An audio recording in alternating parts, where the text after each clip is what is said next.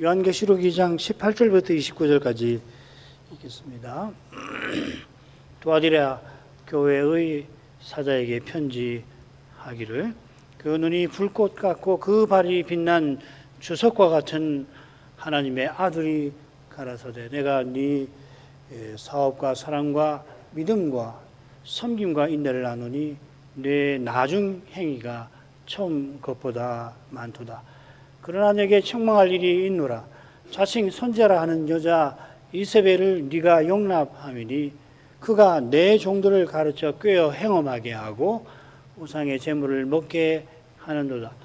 또 내가 그에게 회개할 기회를 주었으되 그 음행을 회개하고자 아니 하는도다. 볼지어다 내가 그를 침상에 던질 터이요, 또 그로 더불어 간음하는 자들도 만일 그 행위를 회개치 아니하면 큰 환난 가운데 던지고, 또 내가 사망으로 그의 자녀를 죽이리니 모든 교회가 나는 사람의 뜻과 마음을 살피는 자인 줄을 알지라. 내가 너희 각 사람의 행위대로 갚아주리라. 두아디라에 남아있어 이 교훈을 받지 아니하고 소위 사단의 깊은 것을 알지 못하는 너희에게 말하노니 다른 짐으로 너희에게 지울 것이 없노라. 다만 너희에게 있는 것을 내가 올 때까지 굳게 잡으라.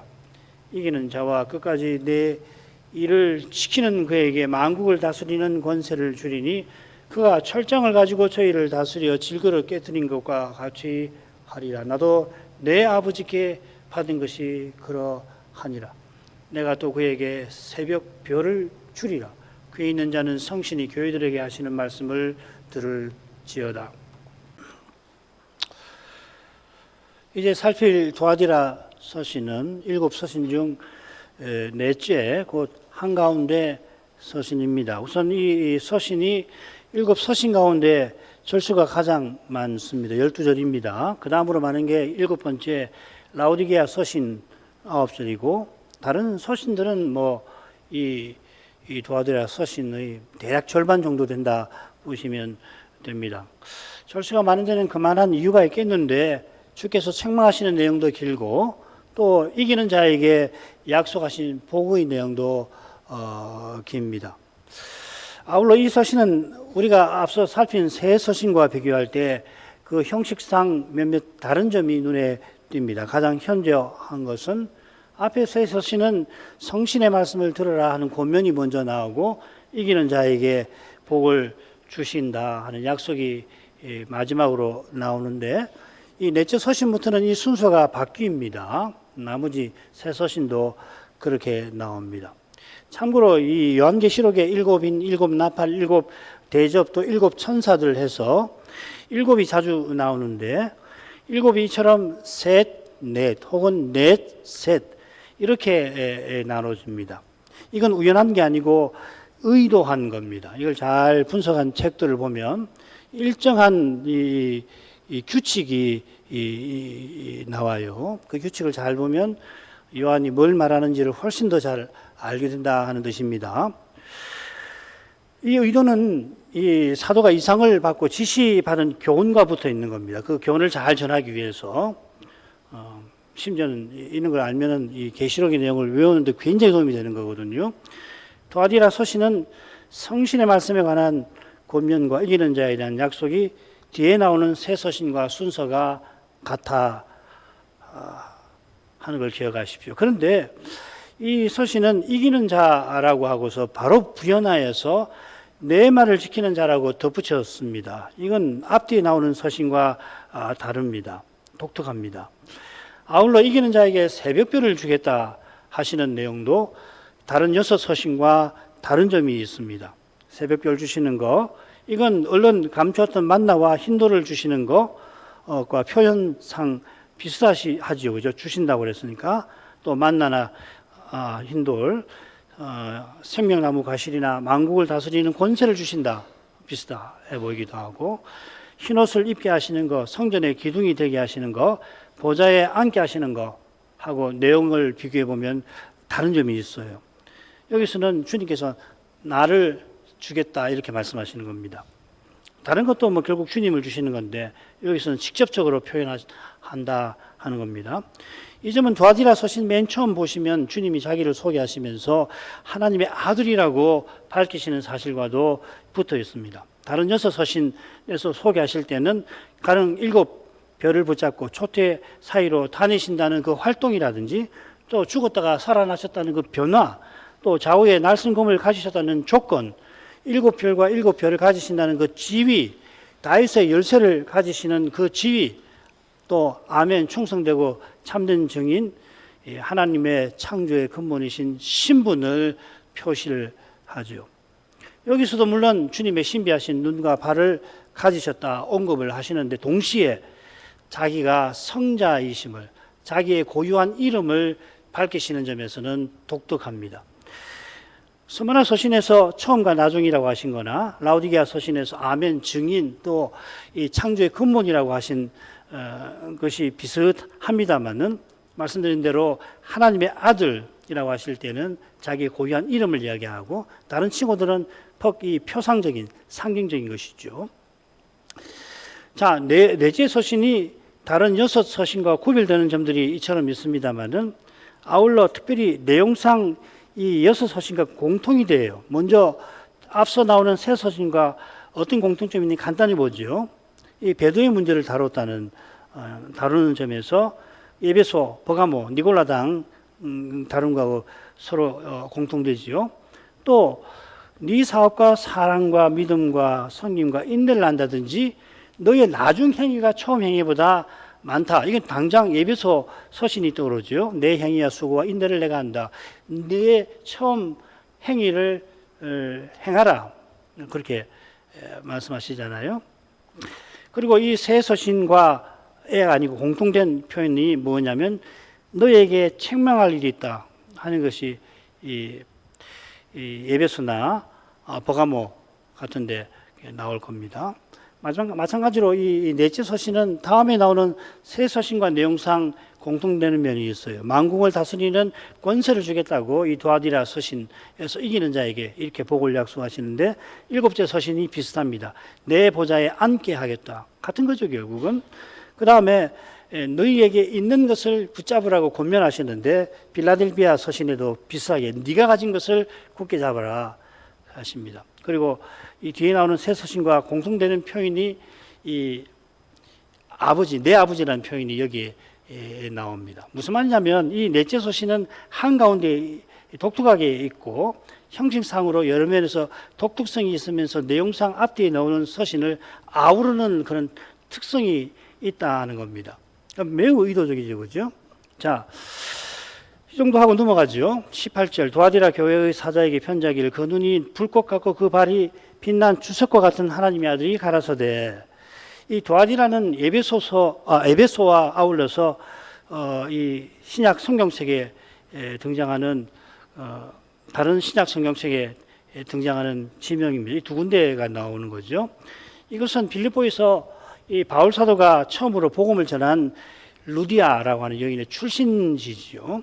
바울이 2차 선교 여행 처음에 계시록에 7교회가 있는 아시아도로 가서 복음을 전하려고 했지만 성신께서 막으셨습니다. 그래 결국 사도는 이 바다를 건너가지고서 이 헬라로 건너가고, 거기서 아시아도 출신인 이 루디아에게 처음으로 복음을 전하였습니다. 이 루디아를 누가 선생은 두아디라의 자주장사, 이 옷감 염색하는 사람이라 소개를 합니다. 과연 이 두아디라는 이 염색 이 수공업, 세공업, 수공업이 유명한 곳입니다. 염색 수공업자들이 이 구리 세공업자들과 마찬가지로 이곳에서는 협동조합, 길드라고 그럽니다. 이 조합을 이루어서, 이 길드라는 말이 유럽 중세에도 계속해서 있는 거 아니에요. 이루어가지고서 이 두아디라에 상당한 영향력을 끼쳤습니다. 이 협동조합은 우상 숭배 축제를 늘 벌였는데, 이런 일을 지지하지 아니하는 조합원은 그 사업과 신뢰에 큰 지장을 받았습니다. 신자의 경우 생업에 큰 타격을, 어마어마한 타격을 받았겠죠. 구리 세공업자 조합은 태양신을 자기네 수호신으로 섬겼습니다. 이 태양신 아폴로인데, 이게 아폴로가 황제의 수호신이니까 이 구리 세공업자 조합은 황제 숭배를 당연히 받아들일 뿐 아니라 누구보다 열심히 했을 겁니다. 이런 사회에서 두아디라 교회가 교회답게 서나가는 길은 실로 험난했을 겁니다.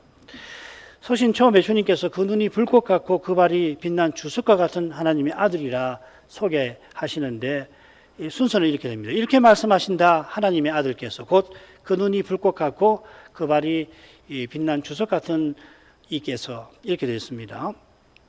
이 하나님의 아들 친구가 우리에게 익숙합니다만은 계시록에서는 여기만 나옵니다. 주님이 서신 말미에서 하나님을 내 아버지라고 언급을 하시죠. 2장 27절에 4대 서신 라오디게아 서신에서도 말씀드린 대로 하나님을 내 아버지라고 부르십니다.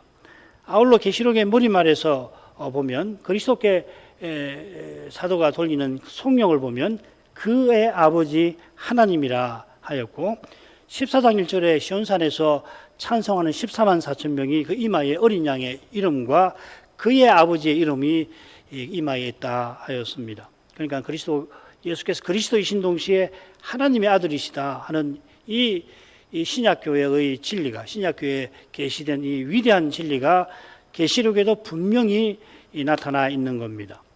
이 진리가 우리에게는 퍽 익숙한 고백이긴 합니다만은 사실 여전히 새로운 신비일 겁니다. 장차 우리가 그리스도와 같아지게 될 텐데 그때도 여전히 이 신비는 우리에게 매 순간 새롭게 나타날 겁니다. 아울러 이 서신에서 주님께서 하나님의 아들로 자기를 소개하신 것은 이미 말씀드린 대로 이기는 자에게 약속하신 복과 붙어 있을 거예요. 이기는 자에게 만국을 다스리는 권세를 주겠다 하시면서 바로 이어서 내가 내 아버지께 받은 것이 그러하다 하십니다. 이것은 우리의 구원이 그리스도와 같아지는 데 목적이 있고 그 목적은 나아가 아버지와 아들의 관계에 다가가는 것임을 보여주는 표현인 겁니다. 바로 이 거룩한 교훈을 요한 사도가 풍부하게 전하는데 특별히 요한복음, 요한 1서 이런 데에서 우리가 풍성하게 배울 수가 있습니다. 이기는 자에게 만국을 다스리는 권세 주시는 일이 하나님의 아들 칭후와 붙어 있는 바로 이 점에 비추어서 그 눈이 불꽃 같고 그 발이 빛난 주석과 같은 이 표현의 의미를 살필 수 있습니다. 우리는 이미 짝수 서신에서 주님이 자기를 소개하실 때 자신의 다스리심을 늘 가르쳐 소개하신다는 점을 살폈습니다. 이 빛난 불꽃 같은 이 눈이 계시록에 한 번 더 나오는데 19장에 나오고 거기서도 똑같습니다. 주님이 심판하려고 백마를 타시는데 그 눈이 불꽃 같으시다 했습니다. 그런데 그 문맥 끝에 보면은 주님의 다리가 나와요. 그 다리에 만왕의 왕 만주의 주라고 이름이 쓰여 있는데 그 다리의 발, 이 빛나는 주석이 있었겠죠. 자, 이 이름들은 주님의 다스리심을 생생하게 보여주겠죠, 그죠? 그러니까 빛난 불꽃 같은 눈이라고 하고 끝에 다리를 언급을 하는 이것은 매우 의도적인 겁니다. 그냥 계시록을 읽으면 읽을수록 이건 뭐 너무너무 놀라운 책이에요.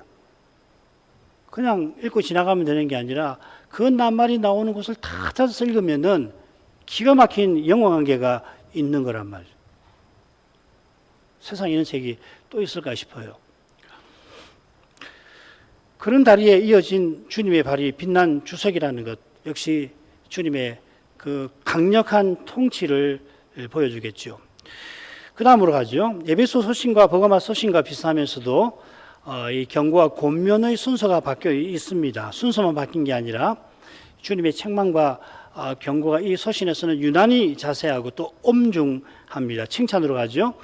내가 네 사업과 사랑과 믿음과 섬김과 인내를 나누니 네 나중 행위가 처음 것보다 많도다. 주님께서 두아디라 사자의 사업, 사랑, 믿음, 섬김, 인내를 아노라 칭찬하십니다. 이 사업이라고 했는데 에베소 서신에서는 행위라고 되어 있고요. 두 서신에만 이 행위라고 하는 말, 에르곤, 에르가, 복수형 에르가가 나오는데 희한하게 두 서신에만 나와요. 에베소 서신에 3번 나오고 두아디라 서신에 5번이 이 표현이 나옵니다. 이런 건 참 이게 우연일 수 있을까? 마찬가지로 행위와 아울러서 인내가 똑같이 나오죠. 5 항목이 열거되어 있는데 이 너여라고 하는 표현이 흥미롭게도 5 항목 맨 앞에 맨 뒤에 붙어 있습니다. 그 번역을 하면 이렇게 돼요. 헬라어는 인칭, 수, 격이라고 하는 것이 매우 발달되어 있어가지고 이걸 문장에 어디에 놔도 뭐 가운데 놔도 되고 끝에 놔도 되고 뭐 거의 상관이 없을 정도 뜻이 다 통합니다. 그래서 이 너희라고 하는 2인칭 단수 소유격인데 이 5 항목 끝에 나와도 상관없습니다. 다만 왜 이 너희라고 하는 말을 5 항목 맨 앞에다가 썼거든요. 그게 수라고 하는 겁니다. 그리고 5을 쭉 열거합니다. 에르가, 카이, 또 아가페 쭉 해가지고 끝에 수 한 번 더 붙였단 말이죠. 왜 그렇게 했을까? 실수일까? 결코 그렇게 생각할 수 없어요. 이건 각 항목의 의미를 살피는 데 도움을 주는 표현법이거든요. 아울러서 주님께서 네 행위, 사랑, 믿음, 섬김, 인내를 안다 하시고 그 다음에 5 중에 행위를 이어서 언급을 하시잖아요. 네 나중 행위가 처음 것보다 많도다. 5을 언급하시는데 결정적으로 칭찬하실 때에 네 나중 행위에서 맨 처음 사업이라고 하는 그 말을 가지고서 칭찬하신단 말이죠. 이것은 5 항목 각각이 개별적 의미를 물론 가지겠지요. 그렇지만은 주님께서는 5을 묶어서 다루시는 것 아닌가 하는 겁니다. 자, 이 점과 관련해서 우리가 참고할 만한 것이 기독교의 3원덕이라고 하는 겁니다. 믿음, 사랑, 소망. 이 데살로니가 전서에 보면은 이렇게 되어 있죠. 믿음의 역사, 행위라는 말입니다. 사랑의 수고, 소망의 인내 이렇게 표현이 되어 있습니다. 계시록의 믿음과 인내가 6 중에서 믿음의 역사, 믿음의 행위, 사랑의 수고, 소망, 인내 6인데 소망과 수고가 나오지 않고 대신 섬김이 나오죠. 그리고 계시록에 인내는 믿음과 인내가 2번 함께 중요한 데 나와요. 성도의 인내와 믿음이라는 이런 표현. 성도의 인내가 여기 있나니 저희는 예수 믿음을 지키는 자니라. 그러니까 믿음하고 이 인내를 아주 붙여서 쓰고 있죠.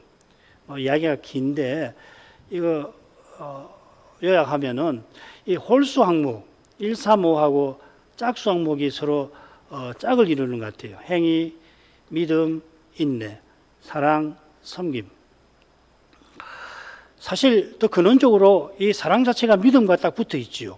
참된 믿음은 사랑으로 역사하는 것이다. 갈라디아서 5장 6절 말씀입니다. 이것은 우리 믿음을 통해서 그리스도가 우리를 통해서 자기를 드러내심을 가리키는 표현이죠. 그래서 여러 가지 덕이 나오는 거예요. 그 성신의 열매라고도 하고 성신의 9가지 열매가 아니라 성신의 열매 9가지 면이 갈라디아서에 나오잖아요. 사랑으로부터 해가지고서 절제. 그게 서로 다 통하는 거죠. 그죠? 가장 대표적인 게 사랑 아닙니까? 그리고 그 사랑은 우리 믿음을 통해서 주님이 자기를 드러내시는 주님의 인격들이라고 할 수 있죠. 인격의 면면이라고 할 수 있겠죠. 주님께서 믿는 우리를 통해서 자기를 드러내실 때 섬김의 사랑이 나타나는 겁니다. 이 섬기는 사랑은 죄와 죽음의 현실에서 수고의 인내로 이어지는 겁니다. 이런 점에서 주님께서 두아디라 사자의 나중 행위를 칭찬하신 걸 보면 이 칭찬하시는 행위는 믿음이 사랑의 섬김으로 인내하며 행하면서 내놓는 결과를 가리키는 것 같습니다. 요건데 주님이 칭찬하시는 행위는 주님이 믿는 우리를 통해서 친히 내놓으시는 덕이라 할 겁니다. 아울러 우리가 눈여겨봐야 할 것은 이거 같아요. 나중 행위가 처음 것보다 많다. 이건 당장 에베소서신 생각나잖아요. 처음 사랑을 가져라. 처음 사랑을 버려서 내 촛대를 옮겨버리겠다 하시고 그렇게 안 하려면 네 처음 행위를 행하라. 그렇게 말씀하셨죠. 그죠? 자, 이런 경고에 비추어서 나중 행위가 처음 것보다 많은 것은 두아디라 교회가 더욱 교회답게 서나갈 수 있는 가능성을 보여주고 있죠. 이어 나오는 경고를 보면은 매우 위태로운데 이 점과 아울러서 나중 행위의 나중이 언제를 가리키는 건가? 에베소 서신에서 처음 행위가 처음 사랑을 가리키고, 이 처음 사랑은 주를 믿게 될 때, 믿게 하실 때 주님을 향하여 일어나는 그 순전한 사랑을 뜻하는 것으로 되게 해석하잖아요. 자, 그렇다면 나중은 언젠가 두아디라 사자가 말씀 사역자가 된 때를 가리키는, 아니면 그 이유를 가리키는 걸까요? 그 이유라면 정확하게 언제일까요? 서신 받는 지금도 포함하는 겁니까? 뭐 이런 질문들을 던지는 게 무익하지도 않고 답을 얻을 수만 있다면은 이 나중 행위의 의미를 우리가 이해할 수가 있겠습니다만은, 왜 주님이 나중과 처음이라는 표현을 쓰셨을까? 그건 둘째 서신에서 자기를 처음과 나중이라고 밝히신 데서 찾는 것이 좋겠습니다. 이 용어가 똑같아요. 그러니까 무슨 말이냐면은, 쉽게 말하면 지금 행위가, 지금 서신을 받는 때라면은 너의 지금 행위가 처음 행위보다 더 많다, 이렇게 하셔도 되는 거 아니에요? 근데 굳이 나중이라는 표현을 썼다고, 이 마지막이라는 말입니다. 여기 종말이라는 말이 여기 나중이라는 말에서 나오는 거거든요. 에스카토스 나오는 거거든요. 왜 이 말씀을 쓰셨는가? 그것은 이 둘째 서신에서 처음과 나중이라고 자기를 밝히신 그것과 연관되는 것 같습니다. 주님이 처음과 나중이시라 두아디라 교회에 지금 심각한 문제가 있어도 주님께서 칭찬하실 만한 일이 이 교회, 특히 그 교회 사자에게 있습니다. 주님께서 나중 행위가 처음 행위보다 많다고 표현하시면서 친히 교회를 세우신 분으로서 그 교회를 영광의 목표까지 틀림없이 이끌 것을 드러내시는 것 같습니다. 그래서 저는 나중 행위가 처음 행위보다 많다, 이런 표현을 쓰셨다고 저는 해석을 해봅니다. 그러니까 나중에 언젠지 굳이 알 필요가 없는 거죠, 그죠? 자, 21절로 하죠. 그러나 내게 책망할 일이 있노라. 자칭 선자라는 여자 이세벨을 네가 용납함이니 그가 내 종들을 가르쳐 깨어 행음하게 하고 우상의 제물을 먹게 하느로다. 또 내가 그에게 회개할 기회를 주었으되 그 음행을 회개하고자 아니하느로다. 칭찬하시는 주님께서 이어 그 여자 이세벨을 두아디라 사자가 용납했다 책망하십니다. 이 이세벨은 버가모 서신에 나오는 발람과 흡사하죠.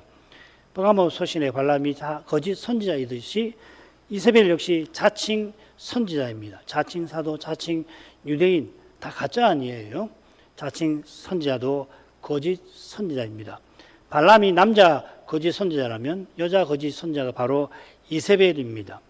이 거짓 선지자의 실명이 이세벨일까? 아닐 것 같은데, 스무나 서신에 나오는 발람의 교훈이 니골라 당의 교훈을 가리키는 사실과 붙어 있을 것 같습니다. 스무나 서신에서 주님이 굳이 이 발람을 언급하신 의중이 뭘까? 전 잘 모르겠습니다만은, 분명해 보이는 것은 이스라엘의 광야 시대를 배경 삼아서 스무나 교회와 사자의 문제를 다루려 하신 것이 아닌가. 이기는 자에게 약속하신 복도, 그 시대를 연상시키죠. 그래서 힌도를 우리가 그렇게 해석을 했던 겁니다. 대지상의 의복을 있는 그 보석을 끌어와서 해석을 한 겁니다. 자, 그렇다면 주님께서 넷째 서신에서 이세벨을 언급한 것은 이스라엘의 왕정 시대를 배경 삼아 이 서신을 말씀하시는 걸까요? 밑에 보면은 그런 해석이 있어서 제가 소개를 합니다. 예를 들면은 첫째 서신은 창조 시대, 둘째 서신은 아벨이나 요셉, 셋째는 광야, 넷째는 다윗 시대, 다섯째는 포로기, 여섯째는 회복기, 포로에서 회복된 에스라 느헤미야 시대, 일곱째는 메시아 시대, 뭐 이런 겁니다. 매우 흥미로운 해석이긴 합니다만 충분한 근거는 되지 않기 때문에 소개만 그냥 합니다.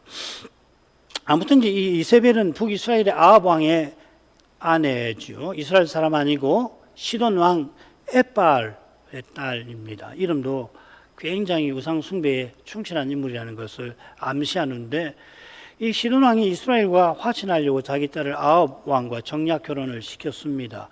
이세벨이 혼인해서 이스라엘에 와서 자기가 열심히 시돈에서 섬기던 그 바알 선자들 대거 데려왔고, 엘리야 시대 때는 무려 450인이나 있었죠. 백성이 자기처럼 바알 숭배를 하게 하려고 여호와의 선자를 박해하고 많이도 죽였습니다. 얼마나 악랄한지 이 선자 엘리야도 갈멜 산에서 그 위대한 승리를 거둔 후에 이 이세벨의 악행에 그만 낙담할 정도지 않았습니까? 주님께서 이 이세벨이라는 이름을 자칭 선제라 하던 그 여인에게 붙이신 것은 이 이세벨이 얼마나 악랄하고 강력한 자임을 암시하는 겁니다. 그러니까 앞에 있는 버가모 서신의 그 니골라당과 비교하더라도 교리는 비슷한데 실제로 행하는 그 영향력은 훨씬 더 강력한 그런 인물이 아니었을까. 자칭 손자 이세벨의 악행에 관해서 주님은 내 종들을 가르쳐 꿰어 행음하게 하고 우상 제물을 먹게 한다 하십니다. 이세벨이 주님의 종들을 가르치고 있다 했습니다. 계시록에 이 종들이 이 두 가지로 해석할 수 있는데 그 두 경우를 표시하는데, 하나는 그종 선지자와 같이 주의 종들, 말씀 사역자를 가리키기도 하고, 하나님의 종들 곧 그를 경외하는 너희 일반 교인들을 가리키기도 합니다. 7서신에서 종은 여기만 나오기 때문에 해석하기 쉽지 않은데, 이세벨과 행음하는 자들을 그의 자녀라고, 그 여인의 자녀라고 부르는 걸 보면 일반 교인이 아닐까. 일반 교인들에도 이 내종이라고 하신 걸 보면 주님의 일에 퍽 인식과 열심이 있던 그런 인물들로 보입니다. 이세벨은 주의 종들을 가르치고 꿰입니다. 주의 종이라고 했으면 주를 섬겨야 하는 사람들인데, 거짓 선자는 결국 자기를 섬기게 하죠. 거짓 선자는 사탄의 종이니까 이 거짓 선자를 섬기면 결국 이 공중의 권세 잡은 자 마귀를 추종하게 됩니다. 이게 그가 꿰는 미혹하는 행위를 가리키는 겁니다. 이 꿰다라고 하는 낱말, 이 헬라말로 팔라나오라고 하는 말인데, 이곳 외에 계시록에 7번 나옵니다. 그런데 매우 흥미롭게도 전부 사탄, 짐승, 거짓 선자의 미혹하는 행위에 쓰입니다. 그러니까 이 통계를 근거로 지금 이세벨의 꿰는 짓은 사탄의 종으로서 벌이는 악행, 배교라고 하는 것을 우리가 분명히 알 수가 있고, 보통 배교가 아닙니다. 이 배교가 행음하는 것과 우상 제물 먹는 것으로 표현되어 있습니다. 이게 이제 발람하고도 비슷하죠. 이 구약시대 근동의 우상 숭배는 실제로 여사제와 이 행음하는 행위를 통해서 우상 신에게 가까이 갔습니다. 그러니까 이게 매우 이상한 이 종교를 가장해서 지독한 이 종교적 쾌락주의가 되겠죠, 그죠? 그러니까 입에도 담기 힘든 이런 악행이 이 고대로부터 있었던 것은 마귀가 죽기를 두려워하는 인생을 미혹하여서 이 종교라고 하는 이 고상한 이름 아래 이렇게 처참한 상태의 사람을 떨어지게 만든 것입니다. 오늘날 우리나라 몇몇 유명자 악명 높은 이단도 비슷하잖아요.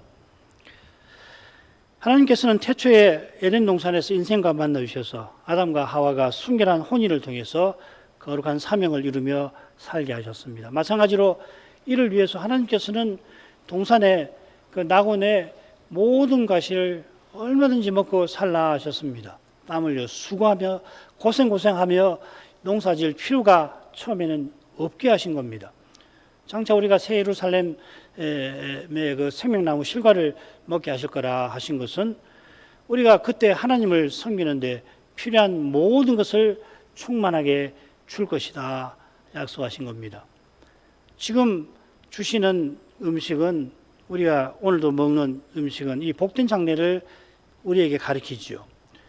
지금은 인생이 반드시 음식을 먹어야 힘을 얻어 무슨 일을 할 수가 있습니다. 인도의 어떤 사람이 햇빛만 보고 물만 먹고서 몇십 년 동안 금식했다고 하니까 서양의 어떤 몇몇 사람들이 그 흉내 내다가 한 달도 못 되어서 아사했다는 이야기가 있잖아요. 여기서는 먹는 거예요. 왜냐하면 하나님께서 태초에 먹으라고 하셨잖아요. 제3일에 식물로 음식으로 이 실과들 주셨고 6일날 사람을 지으신 후에도 먹으라고 하셨잖아요. 그런데 귀신의 가르침은 그 먹는 것을 삼가라, 그게 경건하다, 거룩하다고 하는 거예요. 그래서 귀신의 가르침인 겁니다. 반대로도 마찬가지죠. 일할 힘을 얻기 위해서 우리는 또한 밤에는 자고 일하는 중에도 쉬어야 하고 예배를 드리는 이 복된 시간 사이에도 우리는 예배를 잘 드리기 위해서 사람에 따라 다르지만은 되게 쉬어야 합니다. 그러나 장차는 해도 달도 필요치 아니할 거라 영원한 안식 가운데에서 동시에 매 순간 하나님을 섬기며 그 나라를 다스리게 될 것입니다. 이건 뭐 지금 여기서는 이해할 수 없는 신비한 현실이겠죠. 우리가 음식을 먹거나 잠을 청하거나 쉴 때에 이런 복된 날을 바라보아야 하는 겁니다. 이런 복스러운 소망을 완전히 무너뜨리는 것이 우상 잼을 먹는 거죠. 우상에게 드린 음식을 함께 먹어서 그러면 우상처럼 되는 겁니다. 우상은 입이 있어도 말하지 못하고 귀가 있어도 듣지 못합니다. 우상 섬기는 이는 사람의 귀가 번쩍 뜨일 말을 하더라도 그의 말을 듣는 이는 하나님께 아랠 줄 모르는 겁니다. 오늘날 귀가 번쩍 뜨이는 말이 얼마나 많아요. 그러나 그런 말 듣는다고 해서 AI나 뭐 로봇이나 혹은 이런저런 양자 컴퓨팅이나 뭐 이런 거 보면 뭐 눈이 번쩍번쩍 뜨이거든요. 그런 말을 듣는다고 해서 하나님을 더 가까이 할 수 있느냐? 반드시 그렇지 않습니다. 하나님께 아뢰며 하나님을 향하는 길은 하나님이 하시는 말씀을 듣는 데서만 열리는 거예요. 그 길만이 인생으로 지원받은 보람과 살아가는 기쁨을 맛보는 겁니다. 이세벨의 경우는 이런 보람과 기쁨을 앗아갑니다. 공중의 권세 잡은 자를 쫓아 영원한 멸망으로 추락하게 합니다. 주님께서 그에게 회개할 기회를 주셨습니다마는 이세벨은 그 음행을 회개하고자 아니합니다. 여호와께서 발람들어 이스라엘을 축복하게 만드셨지만 그가 발락을 가르쳐 이스라엘을 망하게 하게 한 일이 떠오르지 않습니까?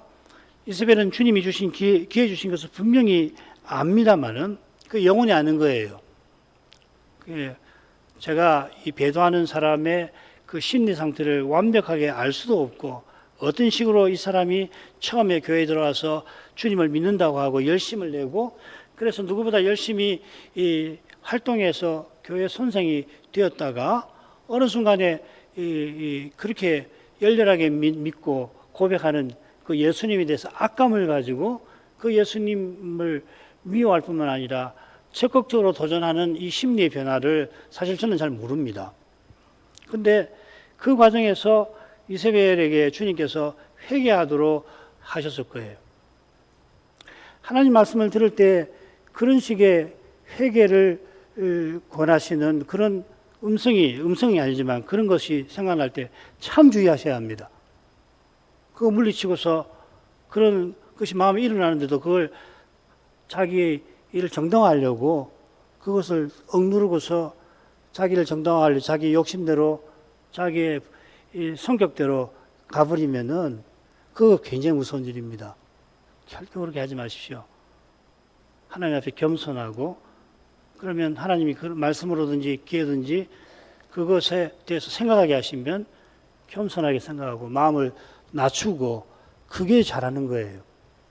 그걸 하지 않으면 어느 순간에 자기도 제어가 안 되는 겁니다. 자기 속에서 이상한 말이 제어가 안 되고 그러고는 그 다음에는 감당할 수 없는 결과로 행동으로 나아갈 수 있는 거예요. 사람은. 지금 똑같지는 않습니다만 그 이야기 하시는 거거든요. 하나님 이세벨이라는 이 지독한 여선지자가 이렇게 떨어지기 전에 회개하도록 기회를 주셨다는 거예요.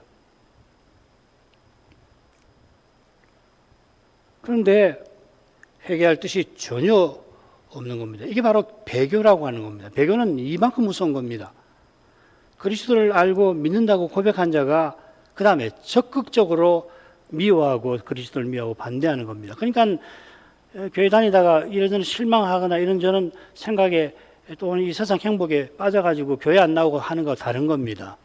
그걸 배교라고 하지 않습니다. 배교는 매우 무서운 거예요.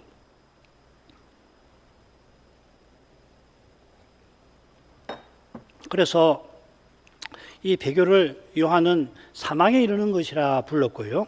이런 죄에 대해서는 내가 구하라 하지 아니하노라 하였습니다. 그리고 이런 사망에 이르는 죄가 아니라면은 구하라. 그러면 사망에 이르지 아니하는 범죄자들을 위하여 저에게 생명을 주시리라 하고 교훈하는 거예요. 이게 어마어마한 확신 아니에요. 그를 향하여 우리의 가진 바 담대한 것이 이것이니 그의 뜻대로 무엇이든 구하면 들으심이라 하는 말씀하고 이어지는 거라고요. 사도는 그런 확신을 가지고 사망에 이르지 아니하는 죄범하는 사람을 위해서 기도하라 주시리라. 그러나 배도하는 자를 위해서는 기도할 필요가 없다. 그만큼 배도는 무서운 거라는 걸 알 수가 있겠습니다. 이세벨은 주님의 심판대에서 핑계치 못할 뿐만 아니고 그 다음 핑계 못할 정도가 아니에요. 일을 갈 겁니다. 무섭죠, 그죠? 핑계만 못하는 게 아니고 하나님이 둘째 사망에 던질 때에 거기서 일을 가는 거예요. 누구를 향해서 일을 갑니까? 하나님을 향해서. 이런 거짓 선생을 도와주라 사자가 용납한 탓에 너에게 책망할 일이 있다 하셨습니다. 이 책망할 일이 있다는 거 에베소 서신에 한번 나오고 또 버가모에 나오고 그럴 겁니다. 이런 용례를 참조하면 도아디라 사자가 이세벨을 내버려 둔 것 같습니다. 이 사자가 행위와 사랑과 믿음과 성김과 인내를 나타내고 심지어 처음 것보다 나중 행위가 말을 많이 나타냈는데 어떻게 이렇게 악독한 이단을 용납을 했을까? 사실 얼른 이해하기는 쉽지 않습니다. 앞에 칭찬하시는 내용하고 이세벨을 용납한 것하고. 그런데 이세벨이 얼마나 강력한 배도자였는가를 우리가 생각해 보지 않았습니까? 엘리야 같은 위대한 선지자, 세상에 엘리야 같은 위대한 선지자가 몇이나 있을까요? 뭐 별로 없어요. 모세 엘리야라고 말하는 것은 그 엘리야가 게다가 그 위대한 승리를 갈멜에서 거둔 직후에 말이에요. 이세벨의 강력한 악행에 낙담해서 하나님 이제 내 목숨을 거두어 가주십시오 하잖아요. 이 사실을 고려할 필요가 있습니다. 그 다음에 다음 시간 다 생각을 할 건데 이 교회에 사단의 깊은 것이 있다라고 하는 이 점에 주의할 필요가 있습니다. 이거는 사단의 비밀한 세력이 작동하고 있다는 겁니다. 이세벨이 주의 종들을 미혹시켰다고 하신 것처럼 이만큼 이 교회에서 사단은 성신의 비상한 조명이 아니고서는 식별할 수 없을 만큼 은밀하게 미혹이 펼쳐지고 있었던 것 같습니다. 그래서 도아디라 사자가 칭찬받을 만하게 직분을 지금 수행하고 있지만은 에베소 사자처럼 자칭 사도를 시험하여 물리치지는 못한 것 아닌가, 힘이 아직은 버거운 것 아닌가 생각이 됩니다. 이런 일들이 필시 이 시대에 빈번합니다. 제가 김홍정 목사님 책을 읽으니까 바로 그 이야기를 하시던데 지금 이세벨 같은 사람이 말하자면 이세벨 같은 선지자가 활동하는 시대라고 해석을 하시는데 그 참 맞는 해석 같아요. 어떻게 볼 수가 없어요. 지금 이 배도하는 흐름을 중세 말기 같으면 개혁자들 일으키셔가지고 결국은 중세 사회를 완전히 개혁했잖아요. 중세 교회를. 지금은 그렇게 안 됩니다. 무서운 시대입니다. 사실은. 하나님 말씀에 비추어서 이 말도 되지 않고 말이 안 되는 정도가 아니고 지독하게 그릇된 그런 가르침을 오늘날 주류의 교회들이 다 받아들여요. 그게 뭐냐면 예수가 실제로 부활한 건 아니라고 하는 거 아니에요. 그러나 우리는 예수의 부활을 믿는다. 그게 뭐냐? 예수의 이타심이 내 마음에 살아있다. 내가 예수의 그 이타적인 정신을 실천하는 것이 예수 부활의 신앙의 핵심이라고 하는 거예요. 그게 뭡니까? 사회 참여하는 거 아니에요. 이게 주류 교회가 되고 주류의 가르침이 되었어요. 그러면 그리스도가 내 안에 사셔서 내 믿음을 통해서 자기를 드러내셔서 이 사랑, 성김의 사랑을 나타내신다. 이런 것에 독특성이 다 사라져 버리는 거예요. 그거 뭐냐? 사회학, 노사 문제, 경제 문제, 혹은 우리 사회에 지금 벌어지고 있는 정치적인 문제에서 민주주의 이념을 말하자면 지지하고 나가는 것이 이 부활신앙의 핵심이 이렇게 되는 거 아니에요. 그런 거 뭐 잘못됐다는 거 아니에요. 민주주의를 지지하는 것 자체가 악이라고 말씀드리는 게 아니고 그게 기독교의 본질이라고 말하는 것이 문제라는 거죠. 지금 그런 시대예요. 그러니까 신앙의 독특성을 찾기가 어렵습니다. 없어요. 그 예배에서 주님께서 자기 아버지를 내 형제들에게 선포하리라 하시는 그 현실을 맛보는 일이 없이는 결국은 그런 교회가 점점 많아지고 적그리스도는 그런 현실에서 어느 순간에 등장할 거고, 그리고 주님 오시기 전까지는 극심한 이 핍박이 온 세계에 진행되어서 역사를 통해 흐르는 주류의 신앙을 가진 사람은 한 줌이 아니라 거의 찾아볼 수 없는 그런 시대가 올 거라고 하는 거 아니에요. 그런 시대에 점점 다가가고 있는 겁니다. 우리 사회를 보면 금방 알아요. 70년대, 60년대 독립개신교회가 섰을 때 지금 60년 좀 더 지났잖아요.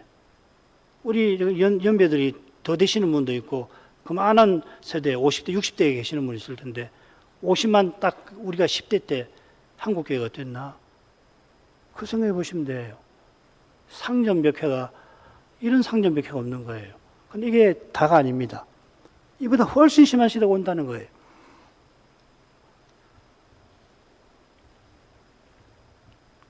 이게 사실이니까요.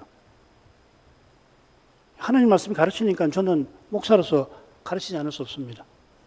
다른 거 가르쳐야 할 게 많지요. 이것만 가르칠 수는 안 되지만은 이건 꼭 가르쳐야 되겠다 생각해서 강조를 드리는 거예요. 그래서 핍박이라는 게 매우 중요한 겁니다. 왜 핍박을 받게 하시나? 욥기를 다시 한번 읽어보십시오. 욥기를 잘 읽어보십시오. 왜 하나님께서 욥에게 그런 일을 겪게 하시는가? 구약도 그렇지만 신약은 더 그렇거든요.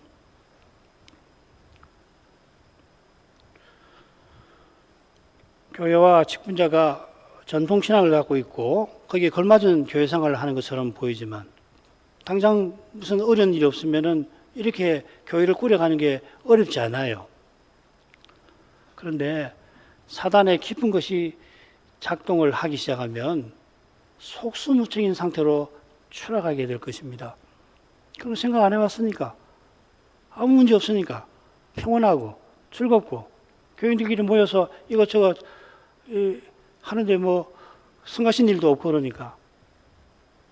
그런데 이 시대에 행행하는 이 마귀의 깊은 것이라고 하는 것이 쑥 들어와서 그게 모습을 작용을 현장에 나타나기 시작하면 손 못 씁니다. 정신을 차려야 합니다.